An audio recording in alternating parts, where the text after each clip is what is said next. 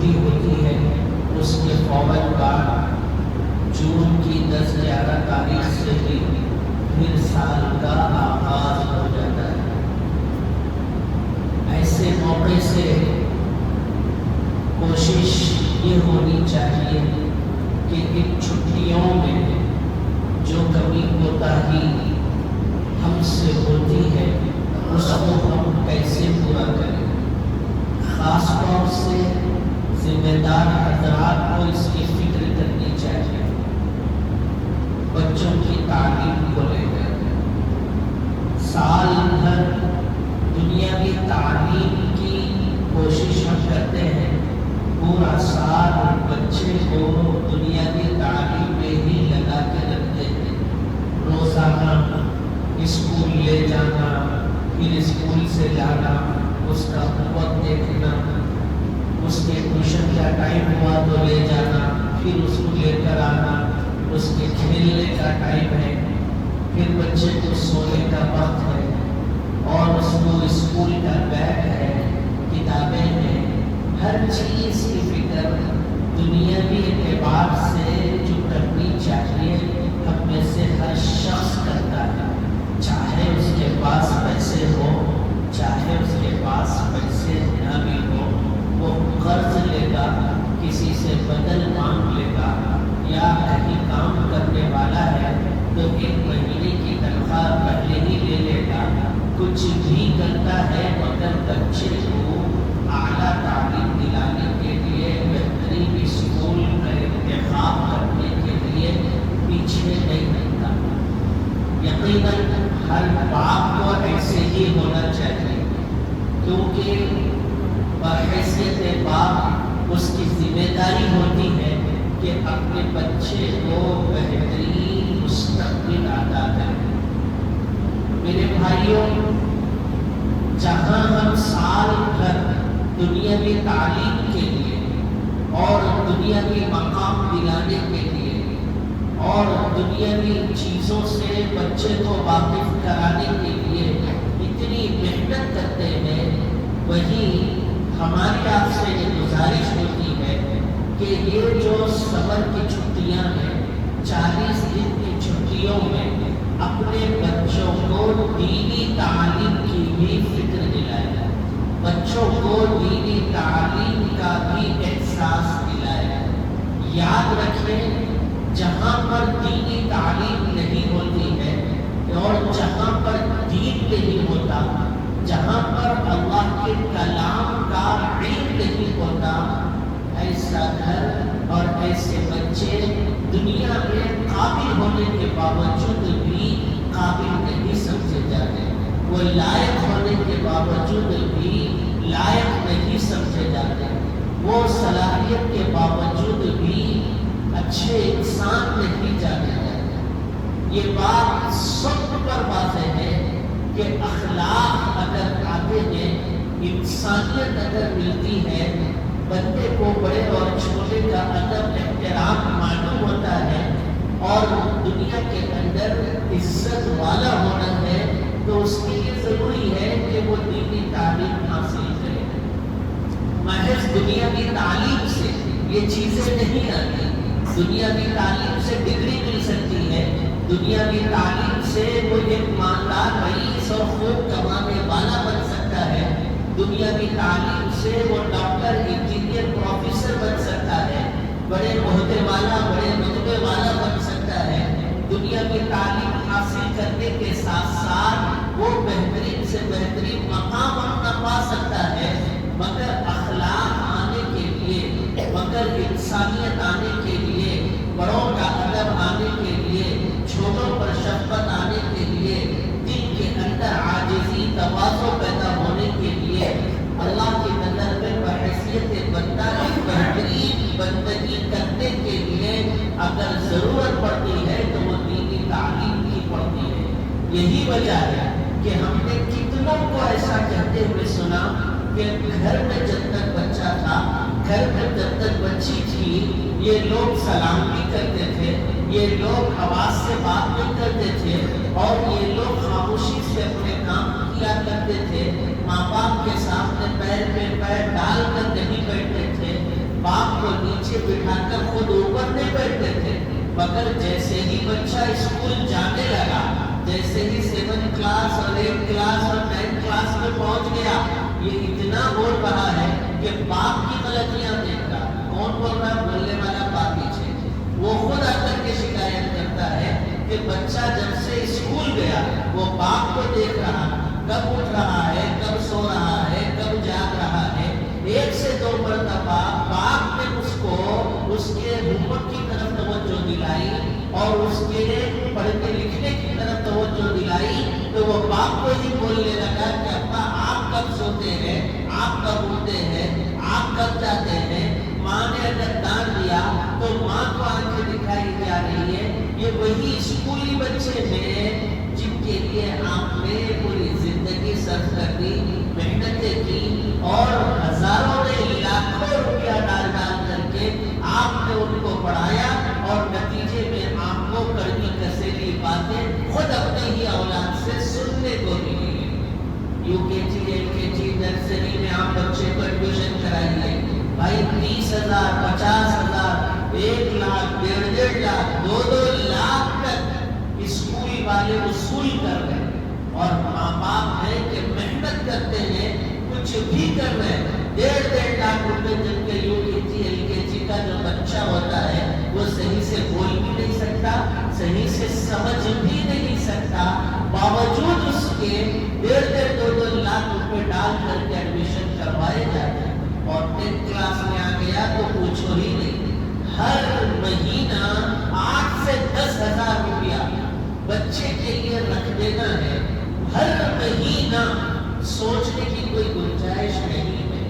آپ کے گھر میں کھانا ہو یا نہ ہو، آپ کے پاس ضرورت کی چیزیں ہو یا نہ ہو، بچے کی ایگزام فیس آ جائے گی، بچے کو فلاں پروجیکٹ کے نام سے وصول کر لیا جائے گا، اسکول والے فلاں فنکشن کے نام سے وصول کر لیں گے، اور ساتھ ہی ساتھ یونیفارم یہی سے لینا، وہ بکس یہی سے لینا، ساری چیزیں اپنے ہی اسکول سے لینے پر مجبور کرتے ہیں، اور گھما پھرا کر خالی جون کے مہینے میں ہی 1.5 لاکھ روپے ہر باپ کو رکھنے پڑتے ہیں۔ 1.5 لاکھ روپے آرام سے کہیں بھی، پھر ساتھ 2 مہینے کی فیس ایڈوانس، 3 مہینے کی فیس ایڈوانس اسکول والے وصول کرتے ہیں، اور ماشاءاللہ دینے کے لیے پیچھے بھی نہیں رہتے۔ مگر نتیجہ کیا ہوا؟ اخلاق بگڑ گئے۔ نتیجہ یہ ہوا کہ بچے کے اندر جو شرافت تھی وہ ختم ہو گئی، اس کے چہرے پر جو معصومیت تھی ختم ہو گئی، زبان کے اندر شیریں گفتگو اور لب و لہجے میں مٹھاس تھی وہ ختم ہو گئی۔ بچے کے چلنے کے انداز میں فرق آ گیا، بولنے کے انداز میں فرق آ گیا، پھرنے کے انداز میں فرق آ گیا۔ اس کی خواہشیں، اس کی فرمائشیں ایسی کہ باپ پوری کرتے کرتے قبر میں چلا جائے گا، مگر اس کی خواہش اور فرمائشیں پوری نہیں ہوتی۔ میرے بھائی، پورے بچے ایسے نہیں ہوتے، پورے اسکول ایسے نہیں ہوتے۔ میری بات کا برا نہ لے، یقیناً کچھ اسکول ایسے ہیں جو واقعی بچوں کو اخلاق بھی سکھاتے ہیں، آداب بھی سکھاتے ہیں، بچوں کو پڑھائی کی طرف توجہ بھی دلاتے ہیں، ان کے وقت کو ضائع نہیں کرتے، مگر ایسے اسکول 100 میں صرف 5% یا 3% ہوتے، بقیہ 95% ایسے اسکول ہیں جہاں بچوں کے اخلاق بگڑ رہے ہیں۔ اس کا اندازہ مجھ سے زیادہ آپ کو ہے، ہر باپ کو ہے، ہر ذمہ دار کو ہے۔ تو ایسی صورت میں ضرورت یہ پیش آتی ہے کہ آپ اپنے بچے کو کم از کم حافظ قرآن نہ بنائیں، عالم دین نہ بنائیں۔ آپ کو پسند نہیں ہے کہ وہ آپ کے محلے بستی کا امام نہ ہو تو ٹھیک ہے بھائی، خطیب نہ ہو تو ٹھیک ہے بھائی، جمعہ کا خطبہ دینے والا اگر پسند نہیں ہے تو ٹھیک ہے، مگر کم از کم اپنے بچے کی 24 گھنٹے کی زندگی قرآن اور حدیث اور سنت کے مطابق رسول اللہ صلی اللہ علیہ وسلم کی تعلیمات اور ہدایات کے مطابق گزارنے کی ہر باپ کو فکر کرنے کی ضرورت ہے۔ سب سے پہلے بچے کی پیدائش کے بعد باپ پر جو حق بنتا ہے، بچے کے اولین حقوق میں سے یہ حق ہے کہ آپ اپنے بچے کو ایماندار یہی وجہ ہے کہ اسلام نے پیدائش کے بعد سب سے پہلے جو تعلیم دی ہے وہ یہ فرمایا آقا نامدار مدینے کے تاجدار حضرت نبی پاک صلی اللہ علیہ وسلم نے کہ اپنے بچے کے کان میں اذان دو تاکہ اس کو معلوم ہو جائے دنیا کی کوئی بھی چیز اس کی نظر میں حقیر ہے، بڑائی اگر کسی کی ہے، کبریائی اگر کسی کی ہے، خالق اور مالک اگر کوئی ہے تو وہ اللہ رب العالمین ہے۔ اور اذان کے اندر کلمات شہادت کہا جاتا ہے، اشہد ان لا الہ الا اللہ، یہ بول کر بچے کو یہ تعلیم دینا ہے کہ بیٹا اس بات کی تم کو گواہی دینا ہے قبر کے پیٹ میں جانے تک کہ تمہارے اگر کوئی آئیڈیل ہے، کوئی نمونہ ہے، کائنات کے لیے کوئی نبی آخر الزمان ہے تو وہ محمد الرسول اللہ صلی اللہ علیہ وسلم ہے۔ ان اذان کے کلمات میں دو چیزوں کا پیغام ہے، ایک تو اللہ کے حقوق اور اللہ کے احکامات اور اللہ کے تقاضے کے مطابق زندگی گزارنا، اور دوسرے رسول اللہ صلی اللہ علیہ وسلم کی رسالت کے حقوق اور رسول اللہ صلی اللہ علیہ وسلم کی تعلیمات کے مطابق زندگی گزارنا۔ ہر بار پیدا ہونے کے بعد یہ تعلیم تو دیتا ہے، تاکید تو اپنے بچے اور بچی کو کرتا ہے، مگر پتا نہیں جب یہ بچے بڑے ہونے لگتے ہیں تو باپ بھول جاتا کہ میں نے اس کی کان میں کیا سبق دیے تھے، میں نے اس کو کون سا سبق پڑھایا تھا، بھول کر باپ اس کی دنیا کی فکر میں، اس کے عیش و عشرت کی فکر میں، بچے کے روشن مستقبل کی فکر میں لگ جاتا ہے تاکہ میرا بچہ ایسا ہو ویسا ہو اور اس کو کوئی آنچ نہ آئے، اس کو کوئی تکلیف نہ آئے۔ میرے بھائیوں، رب کعبہ کی قسم کھا کر اللہ کے گھر میں بیٹھ کر یہ بات کہی جا سکتی ہے کہ آپ کا بچہ بہترین ڈاکٹر اسی وقت بن سکتا ہے جب اس کے اندر دین ہو، دیانتداری ہو، ایمانداری ہو۔ ایک قابل انجینئر اسی وقت بن سکتا ہے جب اس کے اندر ایمانداری ہو، دینداری ہو۔ وہ لائق اور فائق اسی وقت بن سکتا ہے جب اس کے اندر اخلاق حسنہ ہو، جب اس کے اندر رسول اللہ صلی اللہ علیہ وسلم کی بتائی ہوئی چیزوں پر عمل کرنے کا جذبہ ہو۔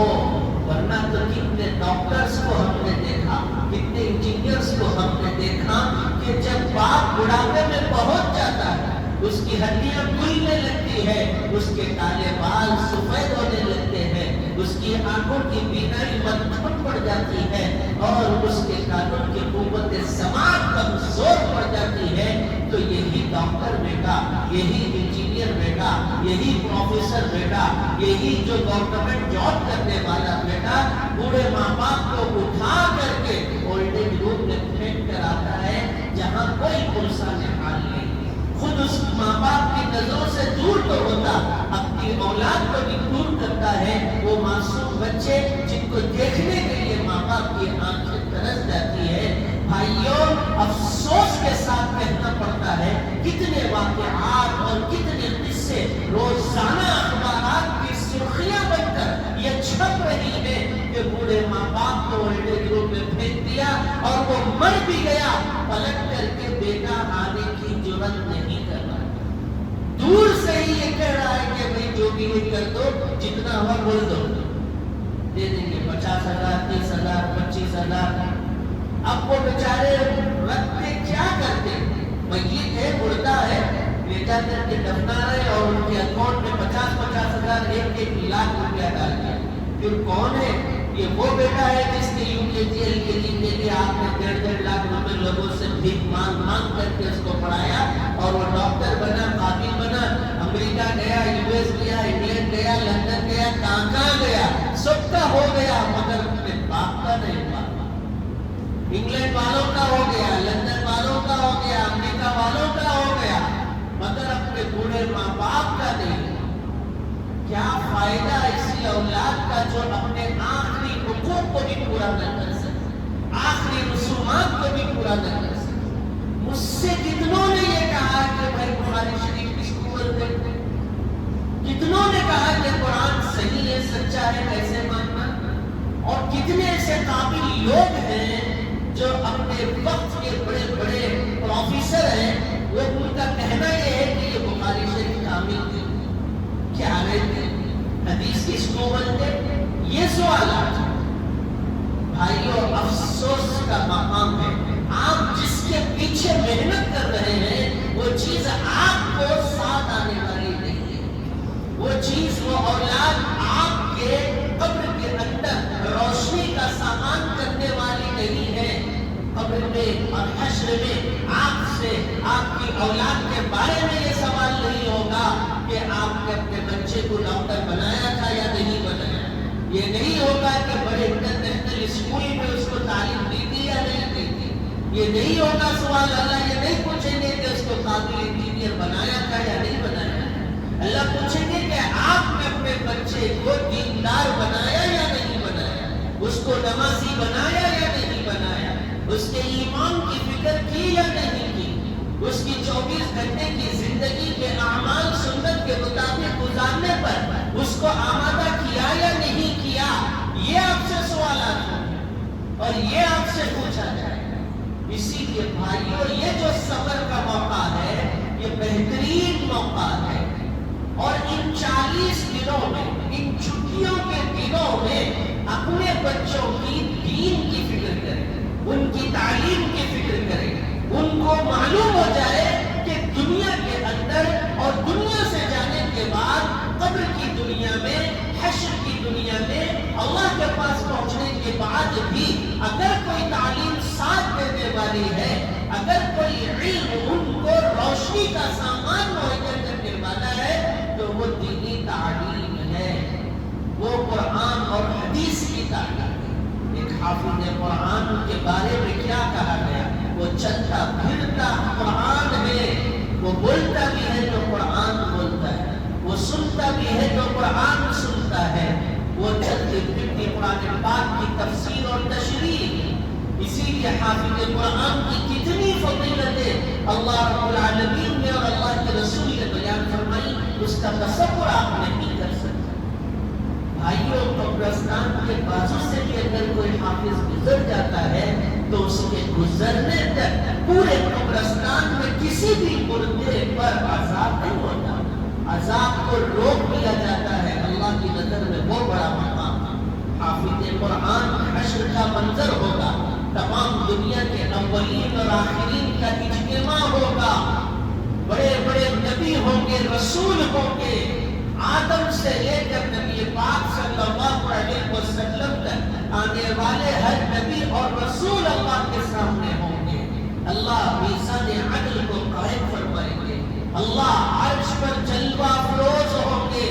اور ایسی حالت میں لوگ آدم کے پاس جائیں گے اور بولیں گے کہ آدم تم تو پہلے نبی تھے، اللہ نے تمہیں سب سے پہلے دنیا میں پیدا فرما کر بھیجا ہے، آپ سفارش کر دے۔ تو وہ آدم کہیں گے نفسی نفسی،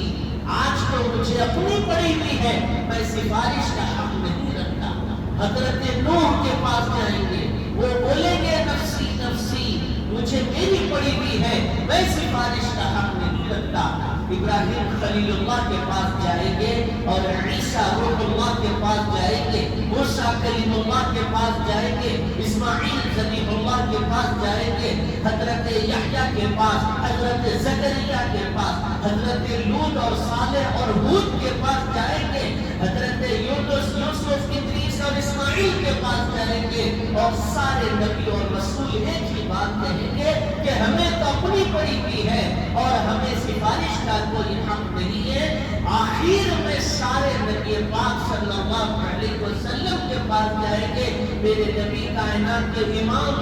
الانبیاء سید الاولین والآخرین سیدنا محمد رسول اللہ صلی اللہ علیہ وسلم سجدے میں گریں گے۔ بھائیوں وہ سجدہ دنیا کے 8 دن کے برابر طویل اور لمبا سجدہ ہوگا، اور آقا ایسی حمد و ثنا اپنے رب کی بیان کریں گے کہ اللہ کی شان رحیمی، شان کریمی کو جلال آئے گا، اور اللہ کہیں گے ارفع رأسک یا محمد سجدہ، اے محمد آپ اپنا سر اٹھائیے اور مانگیے جو آپ مانگیں گے کے آپ کو دے دیا جائے گا۔ ایسے وقت میں وہ آمنہ کے لال، وہ عبداللہ کے لخت جگر، وہ عبد المطلب کے نور قدر محمد رسول اللہ صلی اللہ علیہ وسلم اپنے خاندان کے لیے نہیں، اپنے قبیلے کے لیے نہیں، اپنے آل اولاد کے لیے نہیں، اپنی بیویوں اور اپنے نواسوں کے لیے نہیں، اللہ کا نبی کہے گا رب اغفر لی امتی، رب اغفر لی امتی،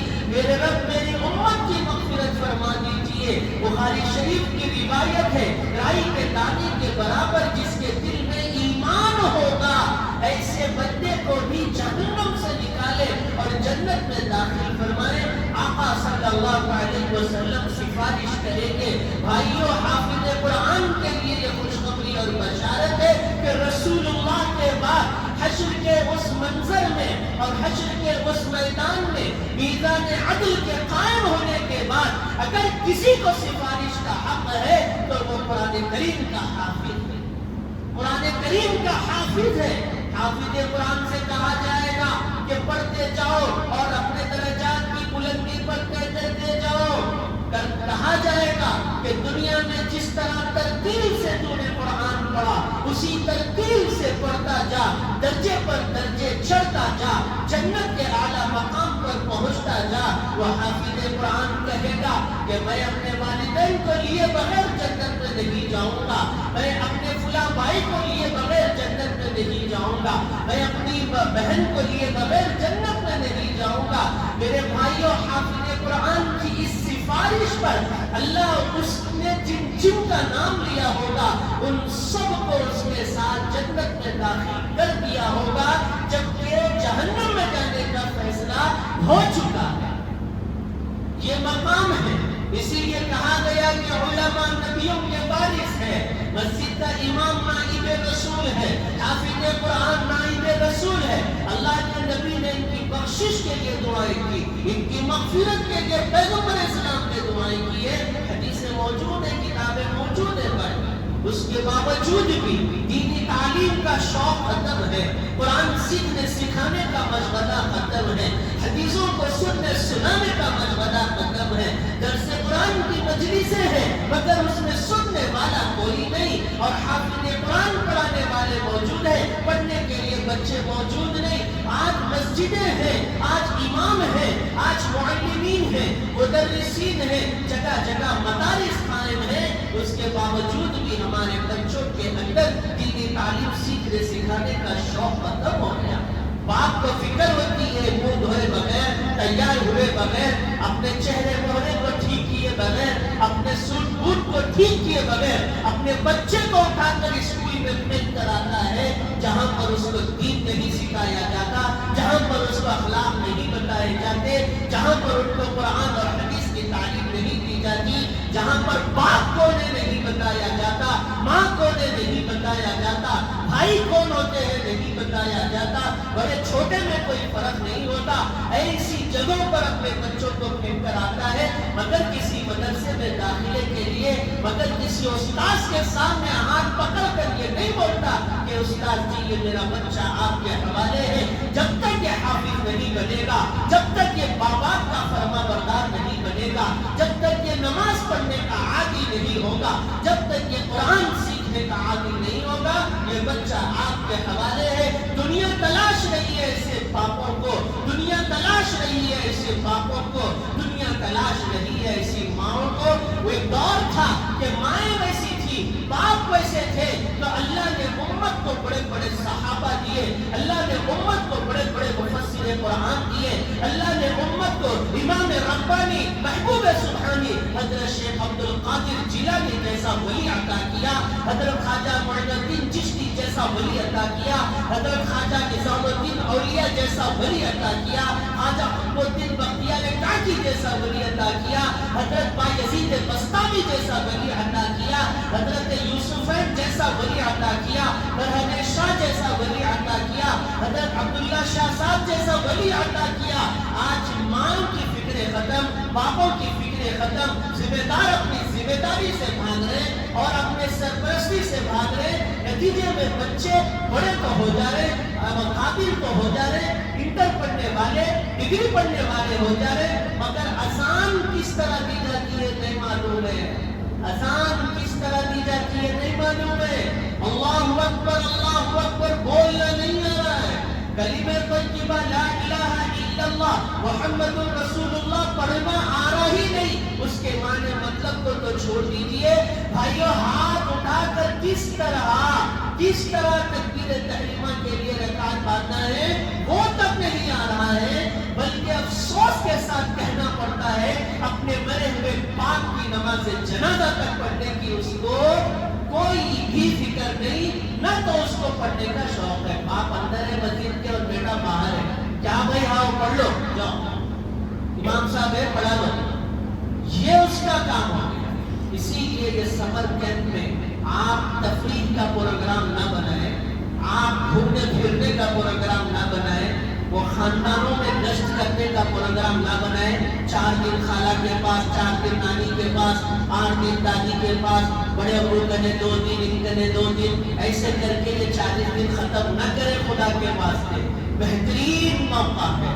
آپ دینی تعلیم پر توجہ دیں، سمر کیمپ جہاں بھی ہے وہاں پر آپ اپنے بچے کو لے جائیں اور بچے کو بٹھا کر کے اس کو عادی بنائیں۔ بچہ اگر 9th کلاس کا ہے، بڑا قابل ہے، اگر اس نے کچھ بھی نہیں پڑھا ہے، بہت آسانی کے ساتھ ان 40 دنوں کے اندر اس کا نورانی قاعدہ ختم کرا کے قرآن شروع کروائی جا سکتی ہے۔ موقع ہے، آپ اس موقع کو غنیمت جانیں اور اس کی اہمیت کو سمجھیں۔ اگر آپ میں کوئی دلچسپی جستجو فکر ہے تو آپ اس سے رابطہ کر سکتے ہیں۔ دلخوش نگر کے اندر ہم نے یہ کام شروع کیا ہے، بچوں کی تعداد بھی وہاں داخلے کے لیے ہے، 10 سے 12 بچوں نے ایڈمیشن بھی لے لیا ہے۔ آپ بہت اہتمام کے ساتھ مئی کی 1 تاریخ سے لے کر کے جون کی 10 سے 12 تاریخ تک یہ کیمپ چلے گا، باضابطہ وہاں پر ہم خود ہوں گے، ہم خود آپ کے بچوں کو تعلیم دیں گے۔ اللہ سے دعا کیجیے کہ اس کوشش کو قبول فرمائے اور محنت کو اللہ پاک قبول فرمائے اور آپ کے دلوں کو پھیرے اور آسانی کے ساتھ اللہ اس کام کو جاری اور ساری فرمائے۔ وآخر دعوانا ان الحمد للہ